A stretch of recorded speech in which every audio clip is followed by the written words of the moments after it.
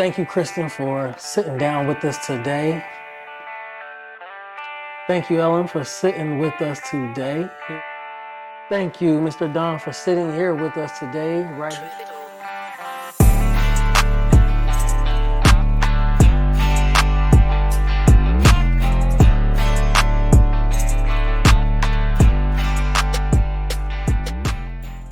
Right here at the Cannabis Museum. We appreciate your time. We know you are a busy man, got a lot of things working and going on. We know you're working hard. We've seen it since our time we've been here.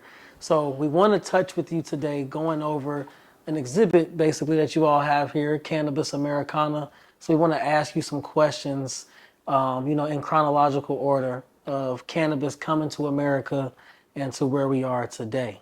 But first, I would love if you would just introduce yourself and give us some background information on who you are. Thank you, Anthony. I'm Donnie Wertschafter, and I am the founder and I am a director of the Cannabis Museum. You've met Kristen, she's the executive director.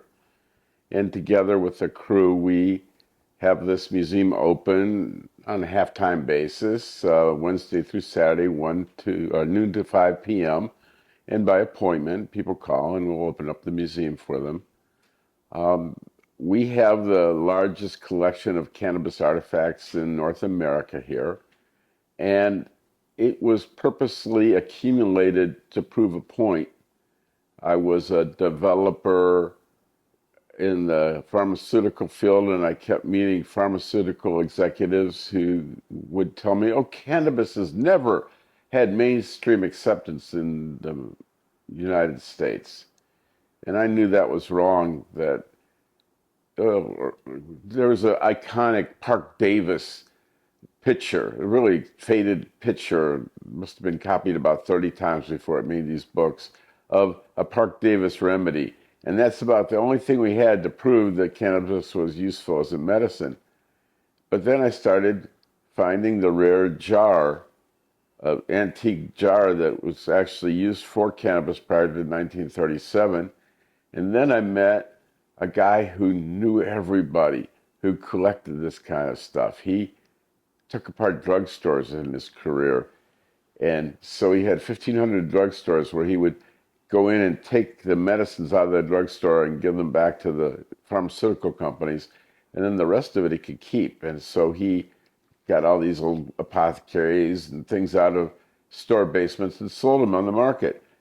And I had a flea market for years, flea market stand, and met all these collectors who collected the old pharmaceutical bottles. And so when we wanted to find the cannabis bottles out there in the world, we knew that in 1937, 1,500 federal agents had gone store to store to store at every store across America and taken all the cannabis off the shelves. And so that made these things really rare. They went for every library, every museum, and they went in and they grabbed the cannabis, anything that they could get, and just tried to take it off the market, tried to take it out of our memories. It wasn't just taking the medicine off. Every mention of it in a book had to go. And they really wanted to extirpate from our knowledge this useful plant. And they did a really good job of it. When we were growing up in the 60s, we had no idea that cannabis had to do with hemp, had to do with, this whole history behind it. We just didn't know it was an exotic weed. And so I met this guy who knew everybody in the collecting world. And so we started to accumulate this whole history of cannabis as a medicine. And over the years, I got more and more into it and had more and more lucky finds. There were other collectors out there, many of whom, got old and wanted to sell their collections. And so we've got almost 1,000 pre-1937 cannabis containers. And what our exhibit demonstrates is the mainstream acceptance of cannabis by the pharmaceutical industry prior to 1937, when it was unfairly banned from the store shelves. It was in every drugstore, not just cannabis, but maybe 9 different forms of cannabis.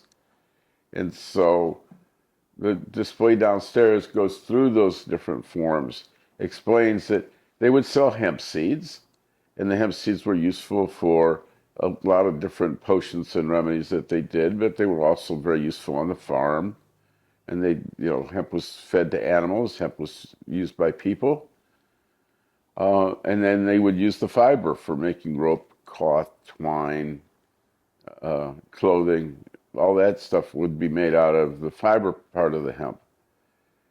And so then they also would sell the cannabis, the leaf.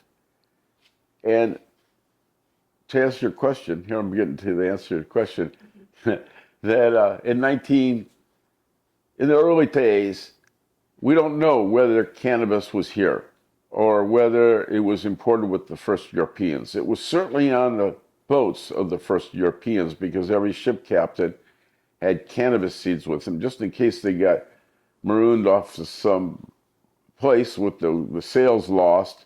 Then they could at least get on shore and grow their own sails and get home someday.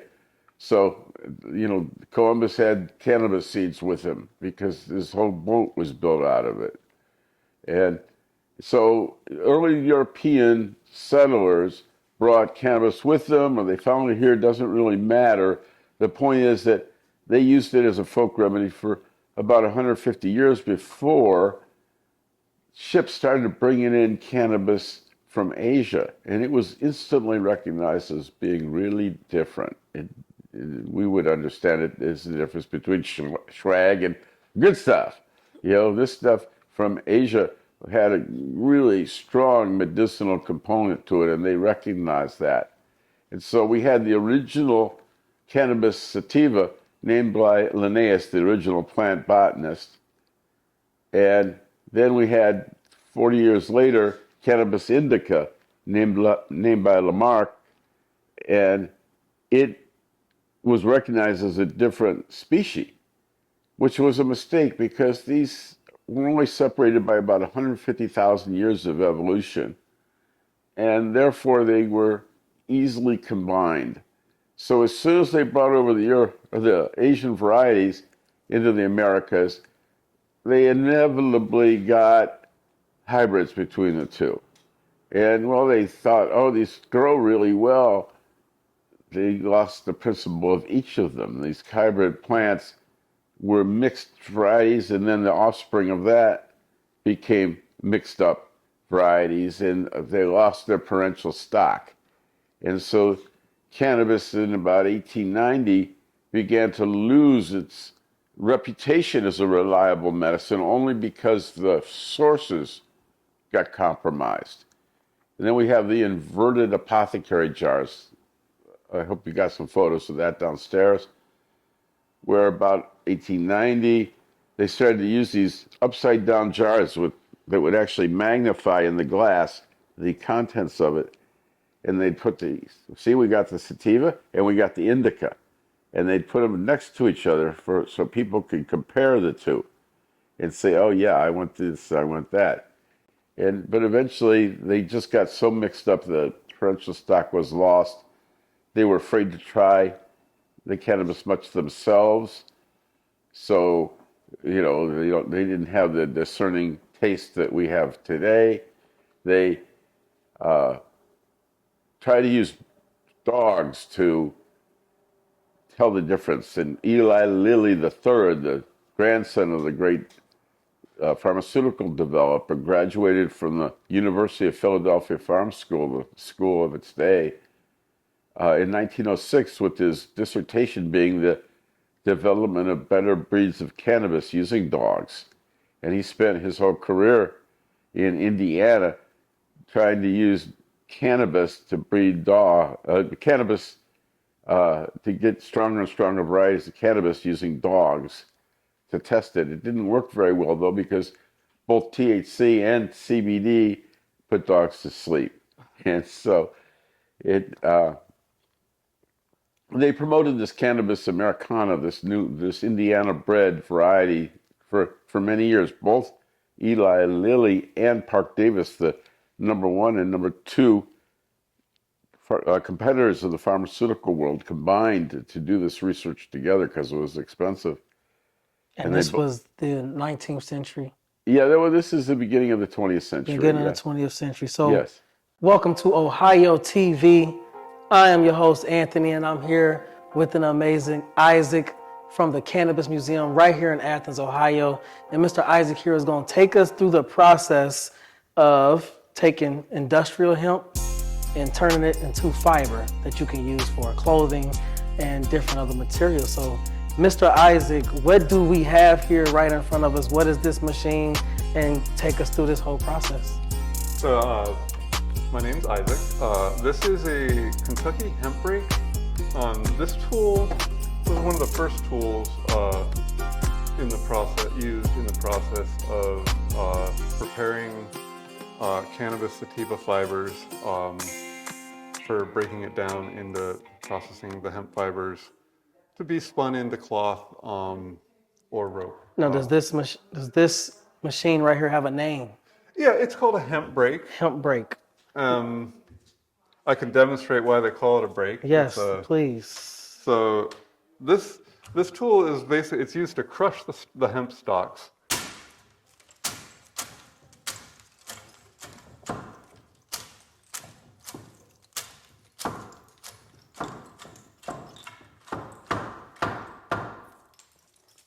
And you can see it's very efficient at that.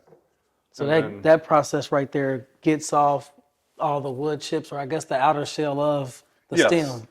Yes. Okay. Yeah, the inner woody bits, they're called herds. I think in the flax industry they call them shives. Mm-hmm. But they have a use. They're used in hempcrete, but in this part of the processing, this is called a scutching knife, and this was used to just get all the hemp herds out of there. Scrape all the hemp herd off of the fiber. And now, what you are using right now, is this industrial hemp plant, or what is that you just smashed right there? This is industrial hemp fiber. The variety is called Future 83, which is a French hemp fiber variety. And it was grown by an Ohio farmer near the West Virginia-Ohio border.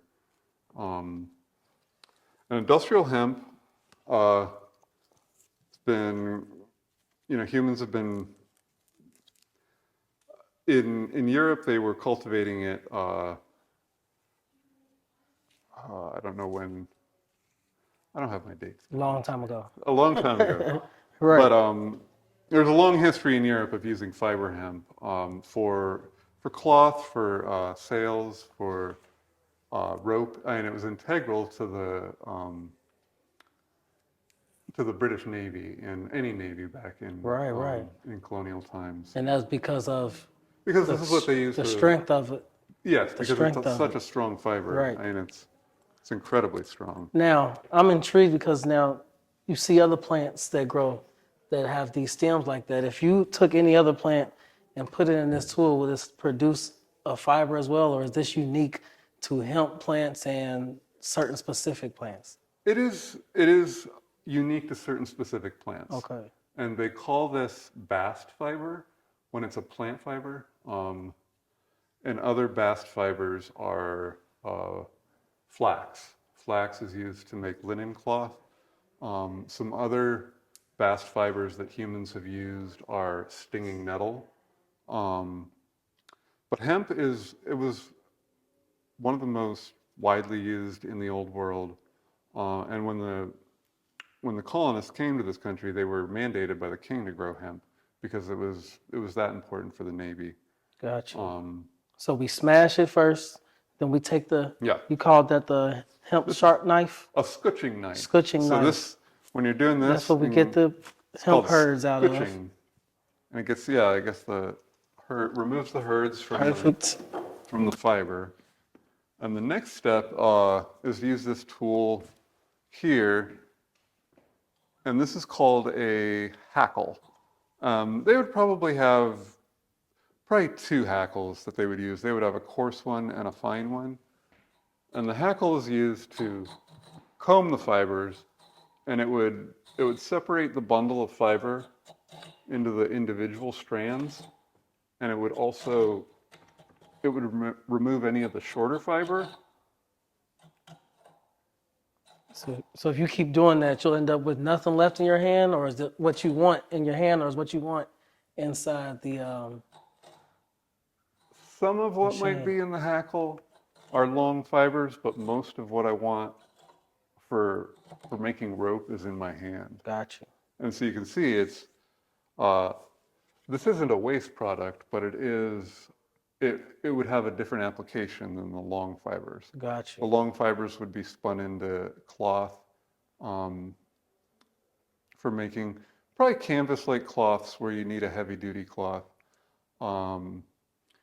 It's used for bootlaces, ropes, any rope where you need a lot of strength, like if you're pulling cannons, things like Pulling that. cannons, right. So I would imagine that was just from that one stick. I could imagine how much you would need to actually create something. Right. And what that process would be like. It takes quite a lot, but this, yeah, and then this, the next step from processing the fiber down would be spinning it into thread that could be woven on a loom.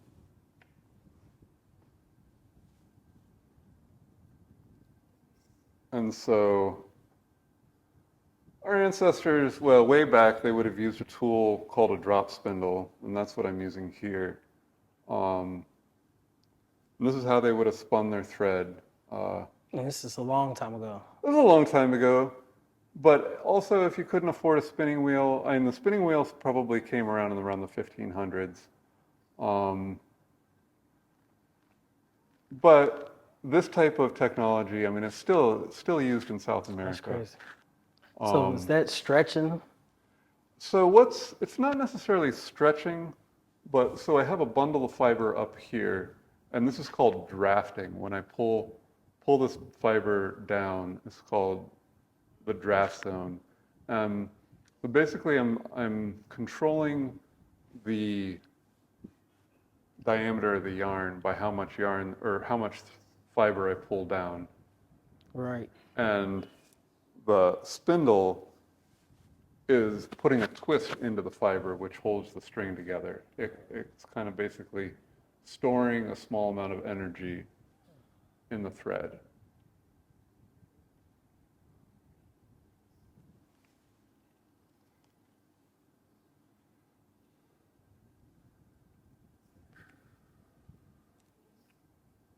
And so our ancestors would have used, there's a tool there behind you that's, it's a flax wheel, and that's, I guess, the industrial version of the drop spindle. So you'd be sitting here all night.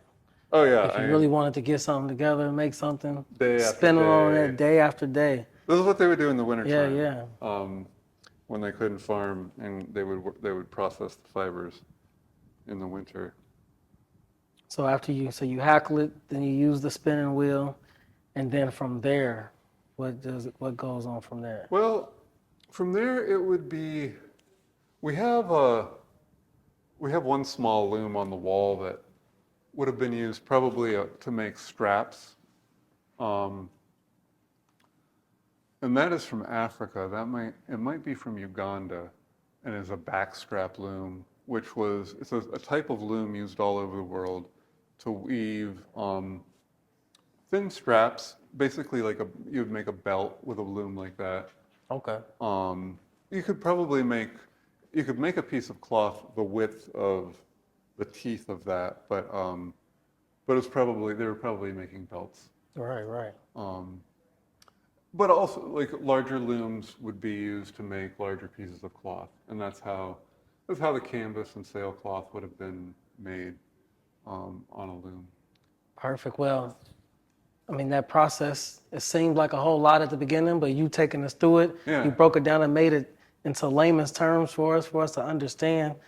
My question is, with the new legalization of cannabis in Ohio, where do you see this market? How do you see this market growing over the next few years? Well, there is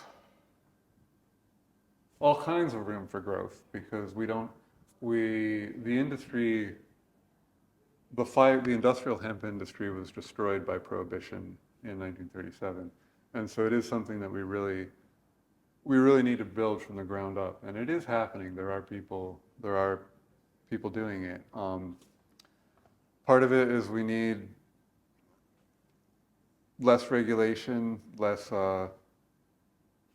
licensure, I guess. I don't know. Hemp is like Less stipulations, hemp does less not get you control. high, and it Right. never has. It's a type of cannabis that humans have selected for fiber, and it has so many positive uses that we can build with it. We can make cloth with it. We can make paper from it. We can make food with the hemp seed and the hemp seed oil. We can build houses with the herd waste. So there's a bright future for hemp. I think part of it is we need to be creative in how we resurrect the hemp industry. The fiber shed movement, which is it's a movement of rebuilding the infrastructure to make clothing locally through either growing flax or hemp or wool, alpaca, but kind of rebuilding these industries that we no longer have, and building a sustainable future. I think hemp has a very important place in building a sustainable future. Right. Well, and you are doing that by what you are doing here and what they're doing at the Athens Cannabis Museum is getting that message out, and that's what we're doing here at OHHYTV. You heard it. You heard them. Hemp does not get you high. It's not something that just gets you high. You can use it for material to build clothing, fibers, build houses that are fire resistant. All these useful things of hemp is the reason why we come here on this channel and we speak to people like Isaac here at the Cannabis Museum to spread that awareness. So make sure you all come out here and check out the Cannabis Museum, learn some things for yourself, and help spread this awareness. And let's tap into what Mr. Isaac here said. Let's get creative with it. All the creative people here in Ohio, what I thought about when you said that is all the people that I know that have their own clothing lines. Yeah. And everybody's going the same routes for the clothing lines. We can get creative and start designing fashionable clothes using hemp. So, and that's part of the fiber shed movement. It has designers, it has fiber producers, it has spinners, and for the most part, it's mostly artists at this point. But it's also there are entrepreneurs involved as well. But it's and that's one way of growing the hemp awareness, right? And the awareness. And hemp education. It's vital to building a hemp industry in Ohio and the nation. I think this plant is so important for our future. It has so much to offer. Thank you, Kristen, for sitting down with us today. I want to talk to you today about cannabis tourism in Ohio, what you think about it, the outlook of it, the importance of it. But first, can you introduce yourself and your role at the Cannabis Museum? Yeah, hi, my name is Kristen Robinson. I am the director of the Cannabis Museum. We've been open for about a year and a half and just still trying to do outreach and get the word out to people that we have a museum all dedicated to the history of cannabis right here in Ohio. Great. Now, how did you become involved in a project like this? I came on as a board member when Donnie Wirtschafter wanted to take his collection and create a nonprofit museum organization and be able to start sharing his collection in a museum setting in a nonprofit. I had a background in nonprofit directing in the past, so it was a good fit for me because I also like cannabis. Definitely, always like cannabis. And on that point, was there a specific experience or moment that made you feel like you wanted to jump into the cannabis industry as far as tourism to bring value to that? Is that something that you're passionate about? The yeah, cannabis tourism. I'm passionate about it.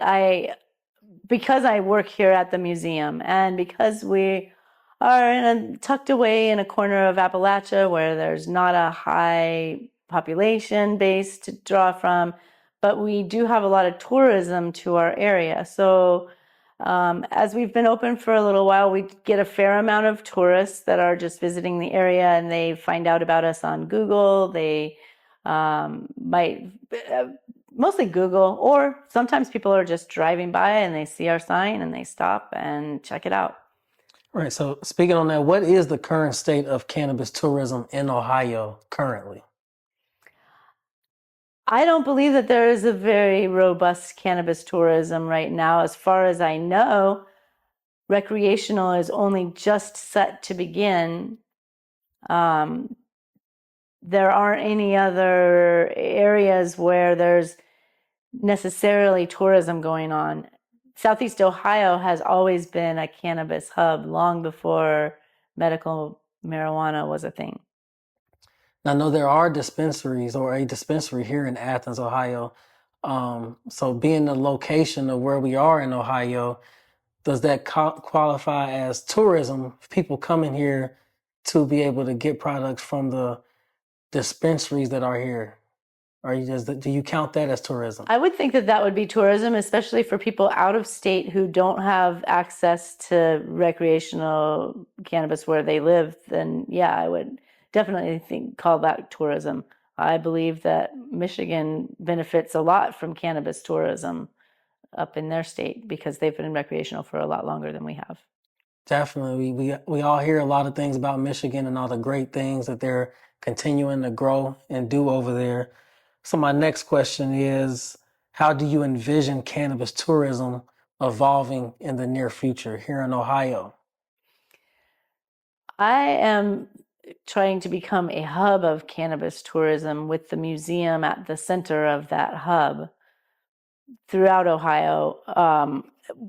Because we are a more rural area, a lot of people do, like I said, come here for recreation. Just we have lots of hiking, we have beautiful rivers, we have lakes. So I really like to promote the idea of recreational cannabis. That would be cannabis that you smoke when you go hiking, or going kayaking out on our beautiful river or on our lakes, or going bike riding. We have a bike path that's just just right down the road from where our museum is, that goes all the way like 20 miles to Nelsonville, Ohio. So there's all kinds of things that people like to do recreationally while they're also consuming cannabis. So that's one area that I would like to see, that I would like to promote cannabis tourism, is just in the recreation of our natural areas here. Right. And Athens is such a beautiful city. Like you mentioned, lakes, the trees, everything that we've seen. Me being from the city is just a visually, satisfying. And the people here are nice. People here are cool. You know, they'll welcome you and greet you. My question is, with the rise of cannabis tourism, with a project like you are doing here with the Cannabis Museum, are you at all, or are the people here in Athens at all afraid of how the city might change once tourism starts ramping up, once cannabis becomes more of a recreational thing and you start bringing in those outsiders? Is that something that the locals here, who seems like they got a very family environment around here, is that's a worry from the people in the town? I don't think so. Our town really welcomes and embraces tourism. We're a leftover coal mining community, and having that legacy of coal mining and leaving our area really economically disadvantaged, tourism is becoming a boon for our community now. That we've been overlooked for such a long time, but now we've hold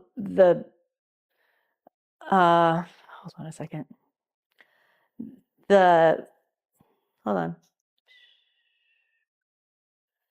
our local government is investing in tourism to our area, and they are looking to create more opportunities for disc golf. Disc golf, everybody knows disc golf is a smoker-friendly sport. Again, tourism, a recreational cannabis kind of an activity. What are the biggest challenges facing the development of cannabis tourism in Ohio that you have faced yourself? Money, economics. We are an economically disadvantaged area. So just having the money to input into it.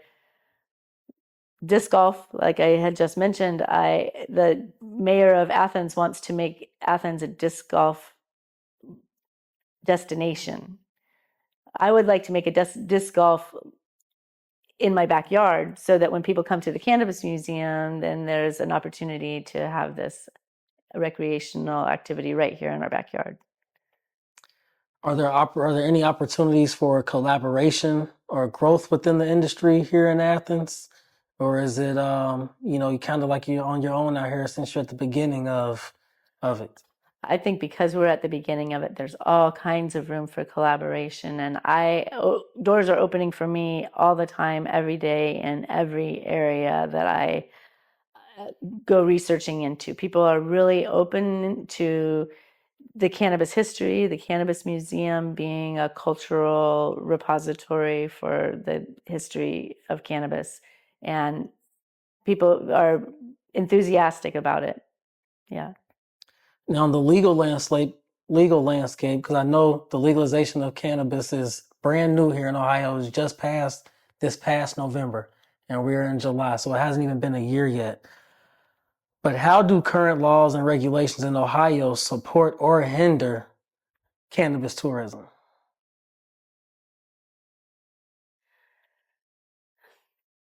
I don't know yet because the legalization, although legalization is official, there's no legal cannabis sales happening quite yet.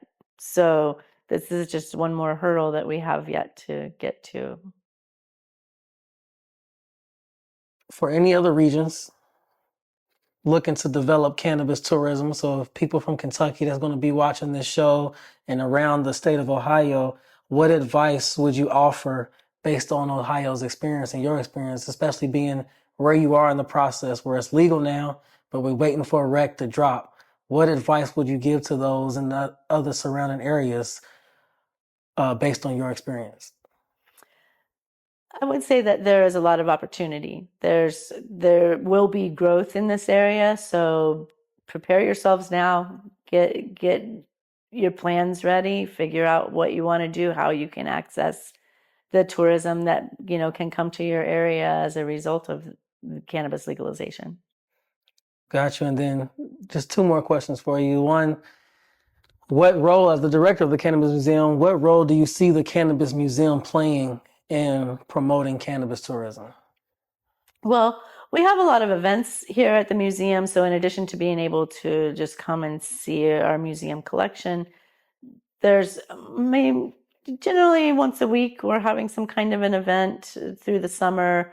There's workshops, there's music events, we have a tea party once a month where it's just kind of getting together and celebrating cannabis with other people that are interested in celebrating cannabis. Dope. Is there anything else you'd like to share about the future of cannabis tourism in Ohio or the mission of the Cannabis Museum? Anything else you'd like to share? Well, I will share about our bed and breakfast that is going to be opening soon. It is similar to our museum. It has artifacts in it's right next to the Ohio River, or I'm sorry, right next to the Hocking River. It's a nice location, a beautiful little home with all kinds of cannabis-related artifacts, and it'll be available for rental through bed and breakfast sometime soon here. Getting all the last-minute details worked out. Perfect. Well, thank you, Kristen, for taking this time, speaking with us, giving us a little insight on your experience in the cannabis tourism industry here in Ohio, and we appreciate and look forward to it. All right, thanks. Thanks a lot. We took some time out of our day to go hang out at the farmers market down in Athens. We wanted to meet the people and see what the city was about.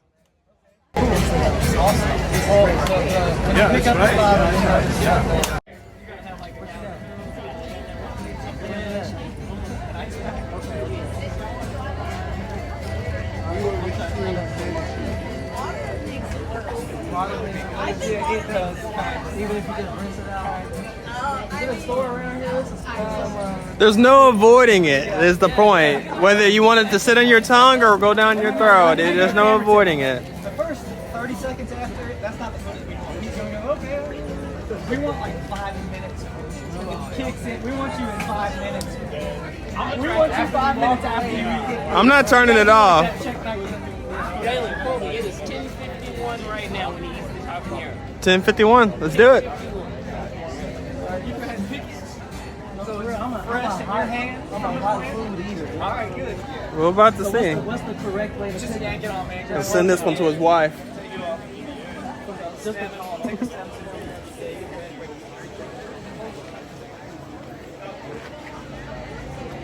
Right here, I've got we're at Route 56 Farm in Athens, Ohio. What's your name? Anthony.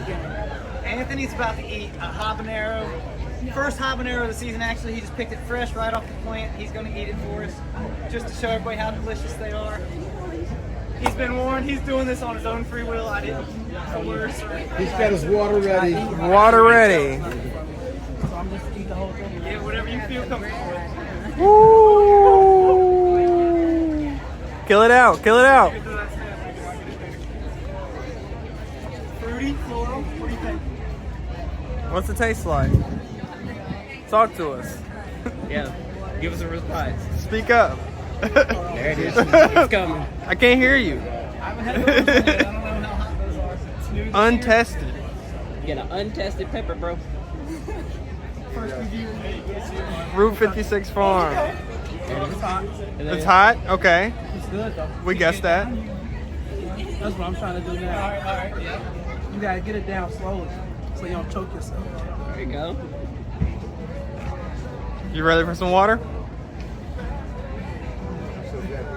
He's sweating under the eyes All a right. little bit. I can see that. That's the first place that hits you is the face. All right, it's gone. Ah. Shouts out to Route 56 Farm. Say it 3 times That's a fast. fresh habanero pepper. Was it good? That's the hottest pepper I've never had. It's hotter than hot sauce. It's hotter than hot sauce. Yeah. You're not right. Yeah. My tongue is. Not yet. Thank you, Ellen, for sitting with us today here at the Cannabis Museum. And we know that you have been around in this journey of cannabis legalization here in not just Ohio, but America in general. So we appreciate you taking the time to sit with us and give your insights on how this journey has been. Can you tell us a little bit about yourself and your experience at Woodstock? I was in Columbus, Ohio, going to Ohio State University.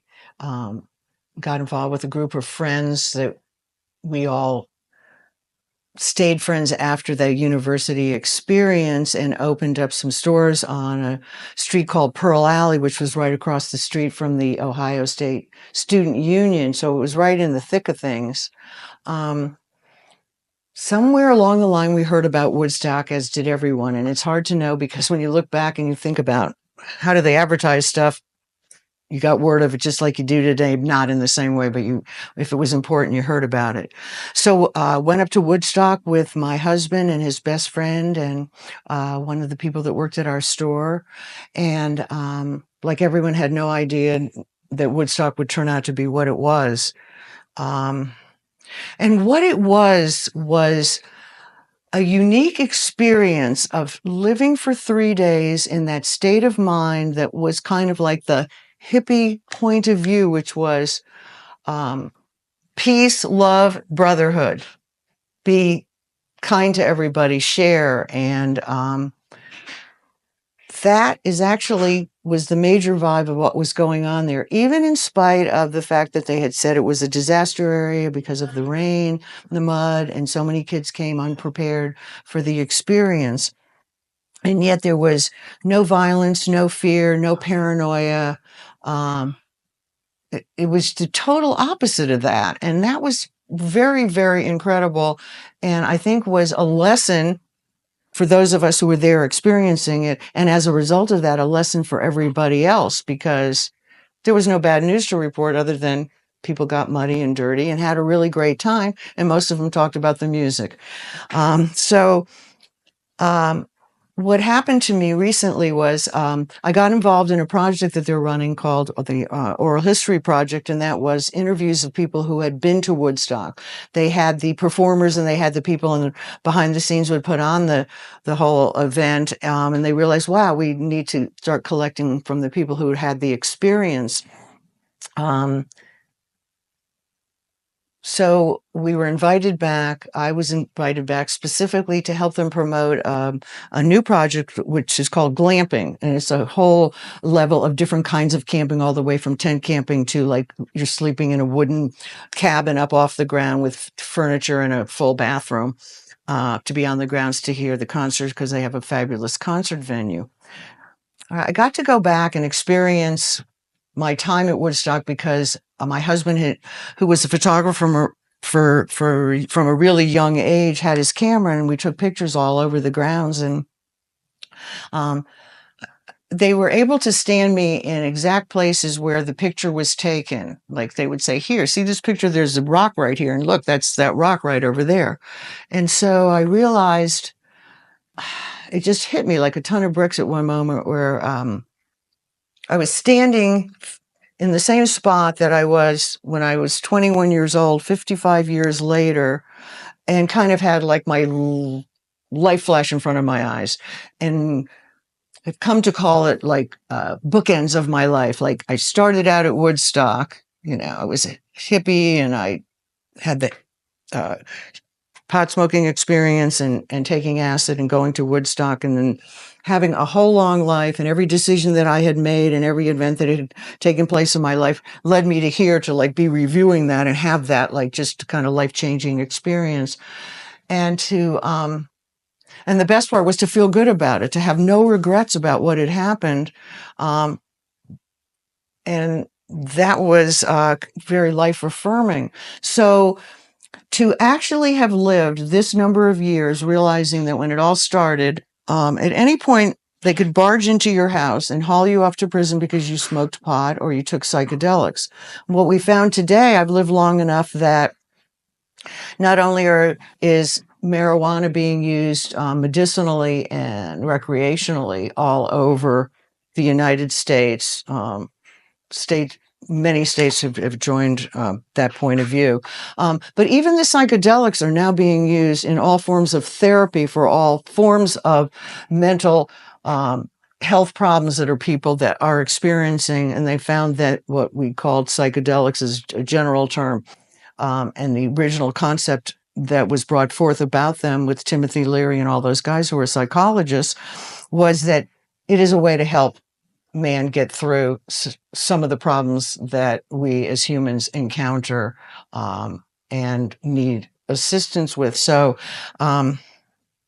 it is an incredible thing. It gives me chills when I think about it, to realize, thank God I've lived long enough to see both ends of this. Again, bookends. Right. And I think these are really wise decisions. And it is a medicine. Both forms of it, the cannabis and the psychedelics. And like any medicine that even your doctor prescribes for you is not right for everybody, but is helpful for many people. And those things should be considered and not be thrown by the wayside for some unknown reason when it's been used by mankind for as long as there is records of mankind being on the planet. And you can go back all over the world. There's ancient cultures everywhere. And there's, usually some reference to what we would call these sacred plants that were used as medicine. Right. And there's still that today. And I'm glad that more people will have access should they need it and should they choose to use it as a form to help them. All right. You bring up a lot of great things there.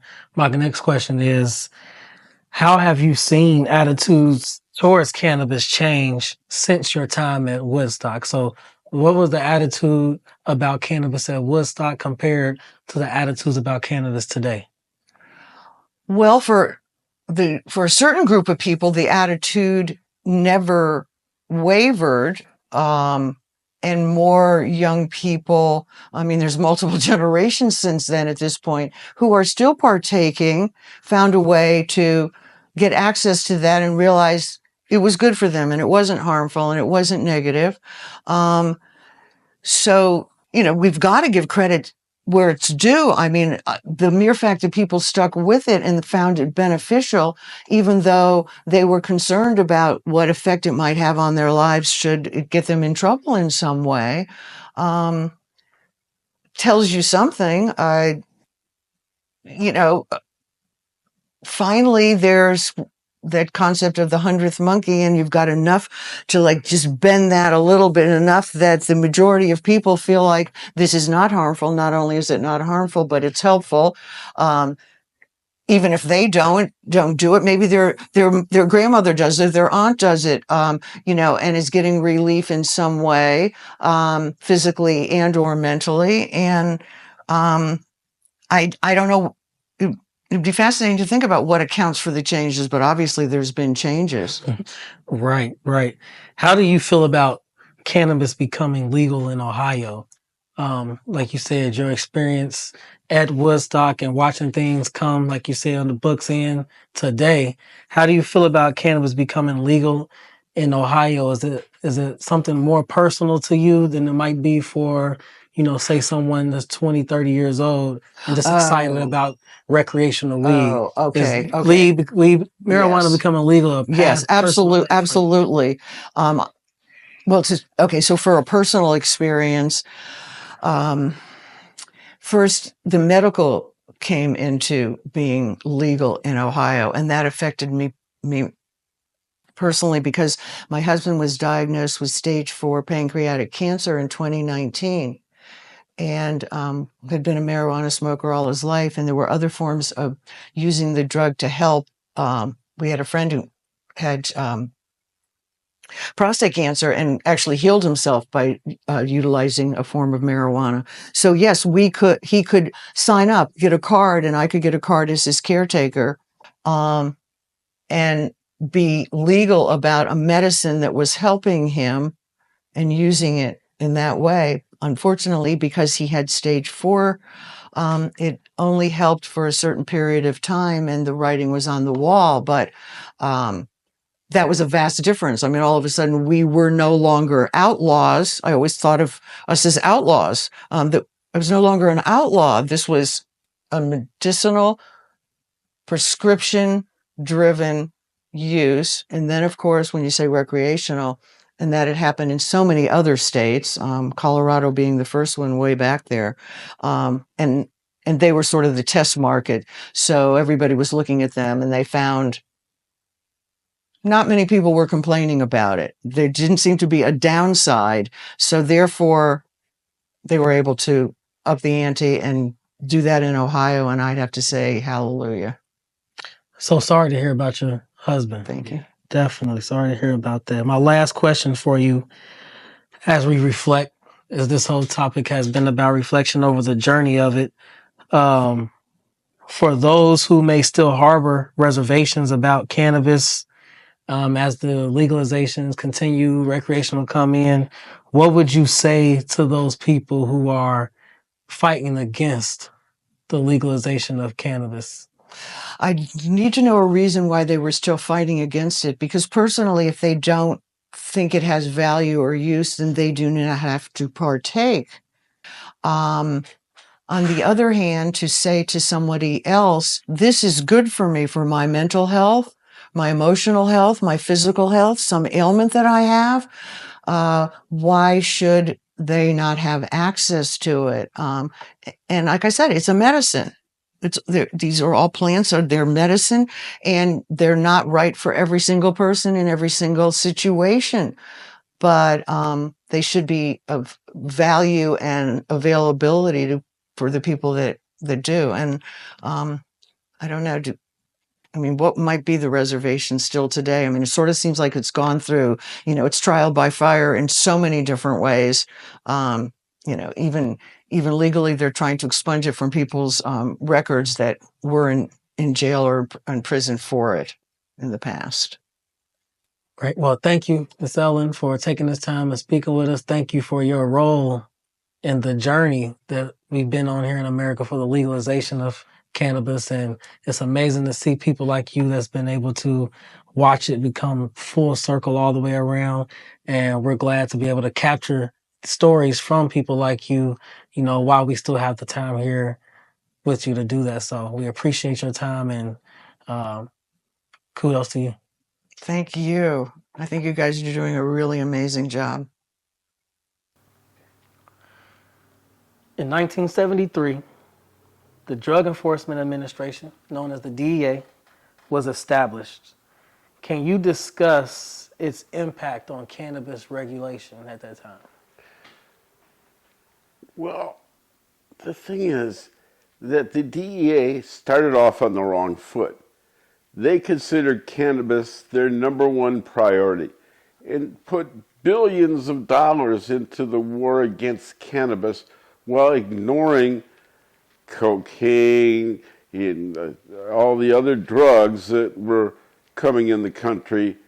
The cannabis was their thing, and they spent millions of dollars, going on it for years.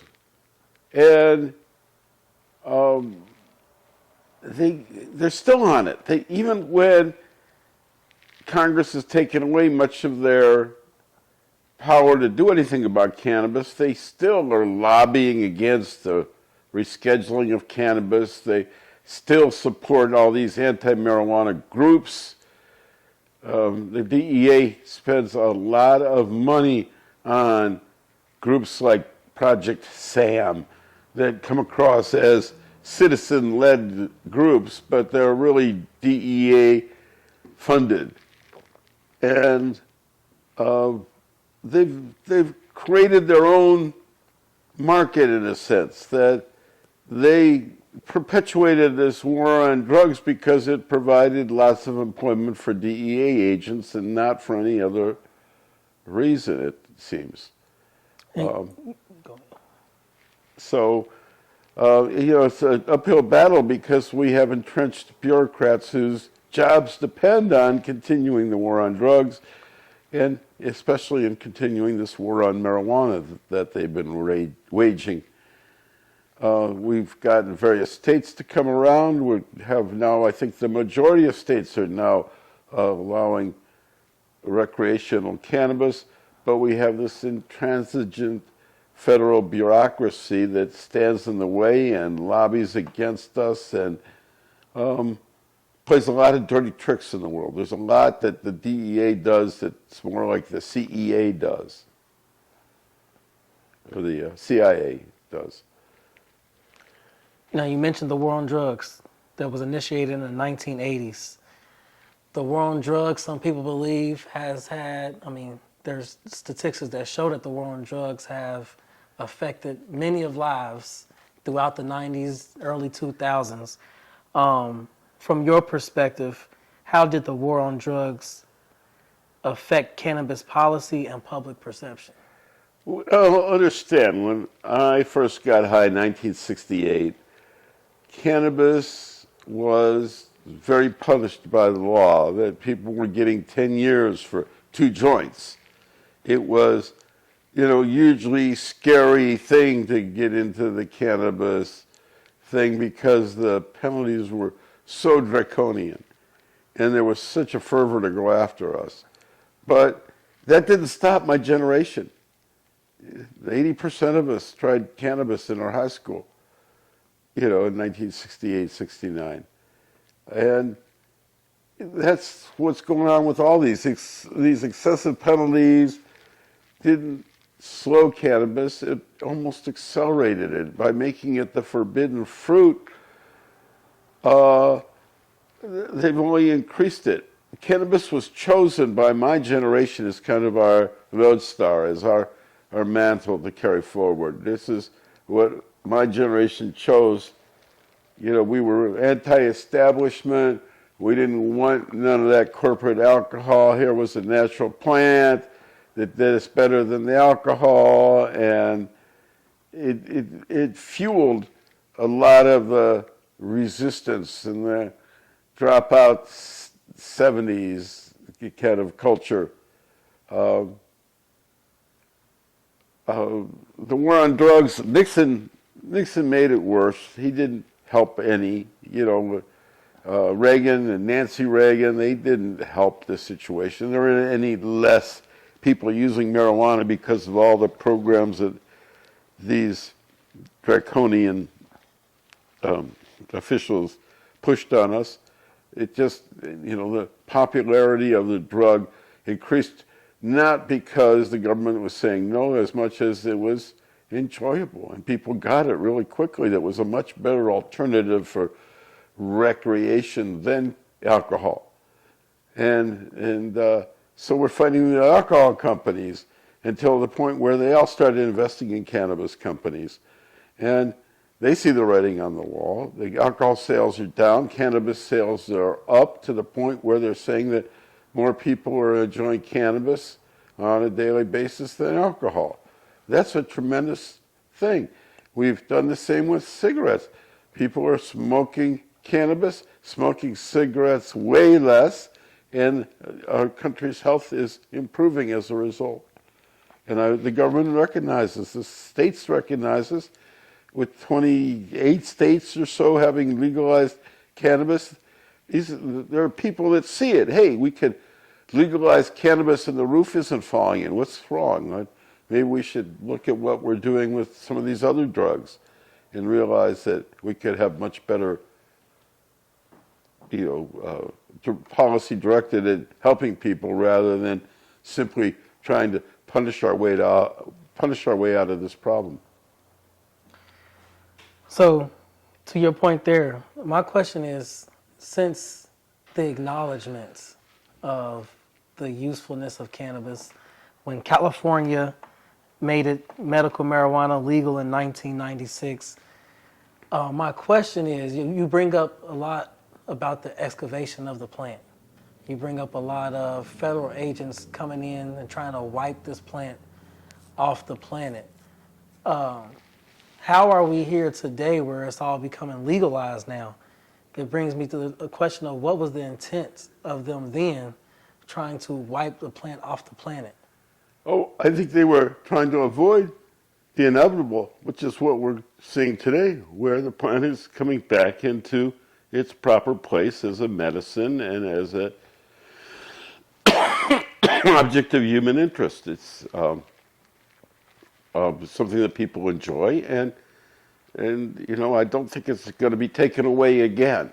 But why would they want to avoid that? Oh, well, I mean, this is, from the beginning, it was religious based.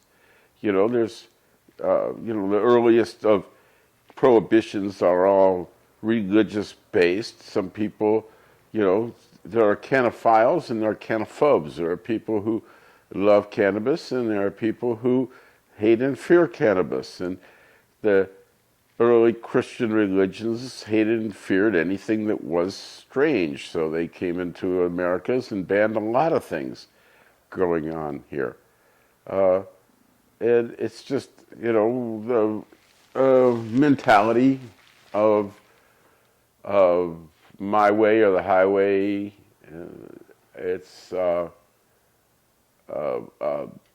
lack of cultural sensitivity. Certain people, certain cultures use cannabis as a normal course of their culture, and others don't. So, but because I've never seen it before, we're going to ban it.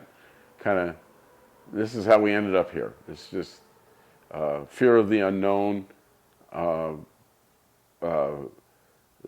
of it religious-based fear of the devil plant or whatever it is. It's a lot of superstition, poor information, and propaganda that got us into this mess. Yeah, I've heard you mention religious reasons, spiritual reasons, fear. Do you feel how do you feel about those who say that it's it was a fight to support the pharmaceutical industry. Somehow cannabis was competitor against the corporate pharmaceutical industry. I think that's somewhat true, that all these different industries in the 30s banned against it, the forestry industry and the chemical industry, and all these industries had something to gain from getting rid of cannabis then, but that's all changed. The pharmaceutical industry is scrambling over itself to figure out the next cannabinoid-based medicine.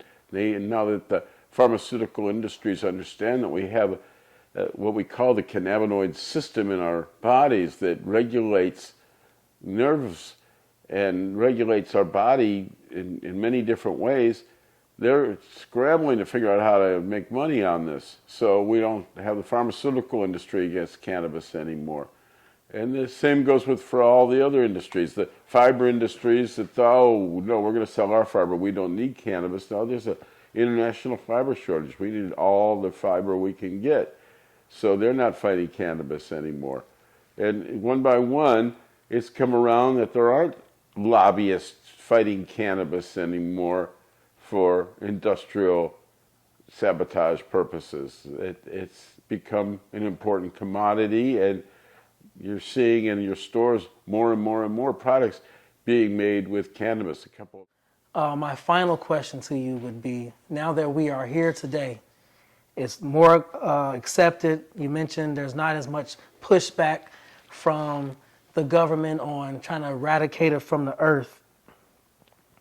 What do you see as the future of cannabis now from this point moving forward? And what do you think the next generation needs to do to continue that will and persistence that you all have had as you pass that baton on to the next generation of people with that same passion of continuing that legacy? Yeah, there's a little bit of worry on my part that now that we've legalized cannabis, are the kids going to be into it like we were? You know, now that we've taken away it being the forbidden fruit, now that's available at every gas station and corner store, supposedly, you know, are these kids going to be cannabis warriors? Are we going to be able to get the political victories in the future that got us to this point? You know, have we reached our saturation point and now our numbers are going to start going down? It's a little worrisome. I kind of noticed that it's hard to get the young people to smoke cannabis anymore. Now they have all these vaporizing devices, or people are using gummies. And gummies are interesting because gummies are working for the half of my generation that doesn't want to smoke anymore. They still want to do cannabis, and gummies have gotten incredibly popular, you know, for older people, and the kids like it too. And now the industry is going to produce all kinds of beverages, so you can go out and drink a cannabis soda instead of a beer on Friday night, and I guess that's okay. My concern is it's hard to control it. You know, when you eat it, you don't have the control over the dose that you do when you smoke it, and it's much easier to have a reaction that might be termed an overdose or a bad reaction to eating it, where smoking it, it's kind of instant feedback. You know instantly when you're high, and when you get too high, you can't even smoke anymore. So it's kind of self-regulating, where getting it through eating, you can go an hour before you feel it. So maybe you eat another brownie before the first one kicks in, and people tend to have more problems eating it. So, you know, we're going to go through all kinds of changes as these habits form and as people figure out their favorite consumption method. And there'll be some people causing backlashes through excesses. If we start blowing smoke in people's faces, we're going to lose these privileges that we just gained for ourselves. And all kinds of issues of the future like that we have to face. I don't know if I answered that question well, but... No, you definitely did. So that was a great response. So It's just amazing to hear through the triumphant journey that you all had. You've right now still got to this point, 38 states legalized, but there still is a sense of worry for the future of it because of the new culture, the new generation's embracement of cannabis mixed with the lack of history. Yeah, well, we haven't done well in spreading the word very well yet. People don't understand this long history of struggle about marijuana. Well, I guess we grew up with that. We heard about prohibition. I was born 20-some years after prohibition of alcohol stopped, but by then it was, prohibition was a big mistake, and we don't know, we know about the temperance ladies and everything, but how about the activists that got rid of prohibition of alcohol in the 30s? There's no history of that. So I hope that that's not true of the cannabis history. This has been a long struggle with people who were pretty denigrated for their work for a long time. It wasn't easy to be a marijuana activist in the 70s and 80s and 90s. And it was a lot of hard-headed, hard work by a lot of people that spread the word and created useful things to make out of cannabis, and started spreading cannabis medicines when it was way illegal to do so. And then, what's changed most people's minds is that pretty much everybody's got a relative or a close friend who cannabis has helped as a medicine. And that's been the biggest factor bringing people around to accepting cannabis, because they see it working. They have somebody they've witnessed getting relief, and that really is all it takes to change their minds. Well, we appreciate you, Don, for sitting down and speaking with us, giving us this information and knowledge. We appreciate you and everyone here at the Cannabis Museum, because now you've been able to give us that story and show the importance of you all handing that baton off and the next generation taking that baton and making it a smooth transition and continuing to work. Well, thank you, Anthony, and thank your crew for coming down here. It was a pleasure to host you at the Cannabis Museum Guest House and here at the museum. And I hope you'll come back and bring some more friends. Oh, we definitely are. We definitely are. Appreciate you.